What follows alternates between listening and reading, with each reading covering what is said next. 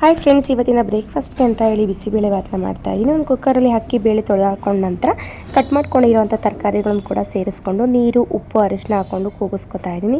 ಇದು ಕೂಗಿದ ತಕ್ಷಣ ಸಪ್ರೇಟಾಗಿ ಎತ್ತಿಟ್ಕೊತಾ ಇದ್ದೀನಿ. ಎತ್ತಿಟ್ಕೊಂಡ ನಂತರ ಒಂದು ಕಡಾಯಿ ಇಟ್ಕೊಂಡು ಅದಕ್ಕೆ ಆಯಿಲ್ ಹಾಕ್ಕೊಂಡು ಸಾಸಿವೆ ಹಾಗೆಯೇ ಜೀರಿಗೆ ಖಾಲಿಯಾಗಿತ್ತು, ಹಾಗಾಗಿ ಹಾಕ್ಕೊಂಡಿಲ್ಲ ನಾನು.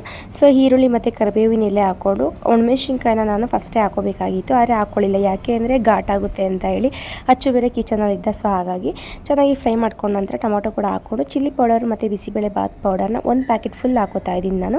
ಹಾಕ್ಕೊಂಡು ಚೆನ್ನಾಗಿ ಮಿಕ್ಸ್ ಮಾಡ್ಕೊಂಡ ನಂತರ ಸ್ವಲ್ಪ ನೀರನ್ನು ಹಾಕ್ಕೊಂಡು ಅದು ಚೆನ್ನಾಗಿ ಮಿಕ್ಸ್ ಮಾಡ್ಕೋಬೇಕಾಗುತ್ತೆ. ಫಸ್ಟೇ ಎಲ್ಲ ಜಾಸ್ತಿ ನೀರು ಹಾಕೋಕೆ ಹೋಗಬಾರ್ದು.